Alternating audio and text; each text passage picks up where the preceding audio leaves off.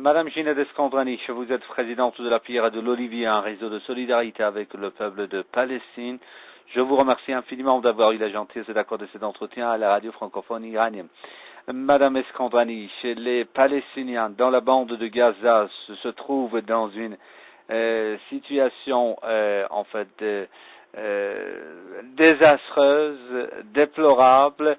C'est ce qu'a dit également le chef de l'agence de l'ONU pour l'aide aux réfugiés palestiniens.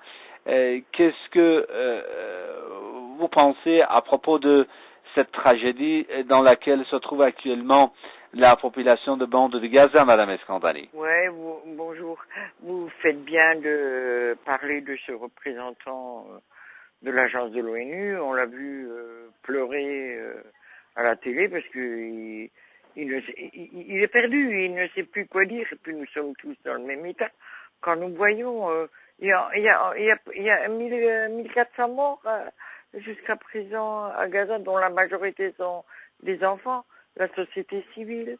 Et ils ont bombardé une école, un centre des Nations Unies où les gens sont allés se réfugier.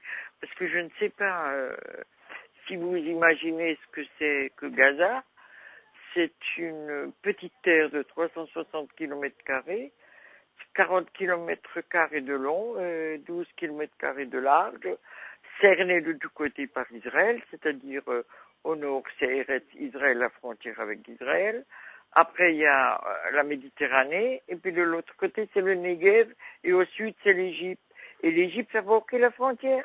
L'Égypte aide Israël. Parce qu'Égypte a fermé la frontière. Et en plus, a fermé les tunnels où les Palestiniens arrivaient à s'échapper par les tunnels. Donc, vous dites, Madame Escandrani, l'Égypte, d'après vous, l'Égypte est en fait d'Israël et plusieurs autres pays arabes observent un silence de mort. Ah ben évidemment, hein. Vraiment un silence de mort. Hein. On se demande où ils sont les gouvernements arabes quand ils voient leurs frères. Ils racontent toujours que les Palestiniens sont leurs frères, mais ils les voient assassinés. Et ils ne disent rien, on se demande, c'est vraiment un silence assourdissant, vous dites. Mais tu sais, vous savez, Gaza c'est une prison, une véritable prison.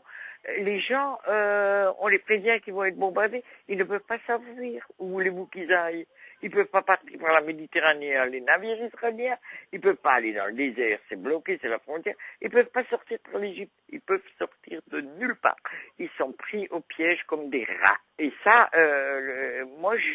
il faut interpeller les dirigeants arabes. On se demande où ils sont, qu'est-ce qu'ils font. Mais ils le paieront un jour. Du moins, j'espère. Madame Escandrani, selon toujours, pour reprendre les déclarations du chef de l'agence de l'ONU pour l'aide aux réfugiés palestiniens en Roi, devant le Conseil de sécurité, bien sûr, des Nations Unies, des milliers de femmes réfugiées dans les écoles de l'ONU dans la bande de Gaza sont enceintes.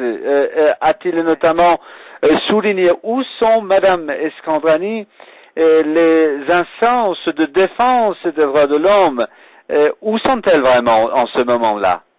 Ben, on se le demande où elles sont, parce que l'UNRWA, c'est depuis 48, c'est depuis que la création de l'entité sioniste et l'expulsion des Palestiniens, depuis 48, l'UNRWA s'occupe des réfugiés.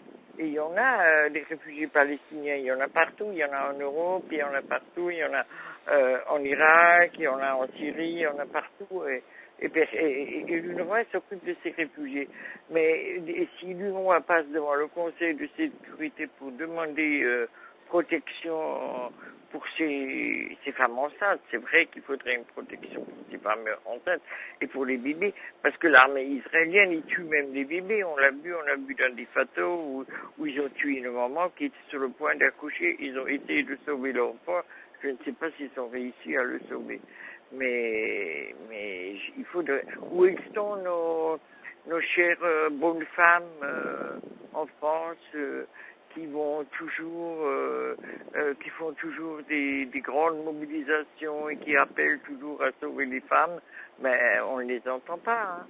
On n'entend pas les actrices, les acteurs. On ne les entend pas et le régime israélien, on les entend pas. On ne les entend pas, comme vous l'avez dit, et le régime israélien continue de massacrer la population de Gaza. Oui, oui. Et puis figurez-vous que ce soir, il y a un rassemblement devant l'ambassade d'Israël à Paris. Apparemment, je viens d'entendre à la TT qu'ils étaient 5000, enfin ça m'étonnerait, mais on ne sait jamais. Et des manifestants qui manifestent pour soutenir un régime qui assassine, qui pratique des meurtres sur tes enfants, qui bombarde, qui tout. C'est une honte d'aller manifester pour amener son soutien à cette entité meurtrière.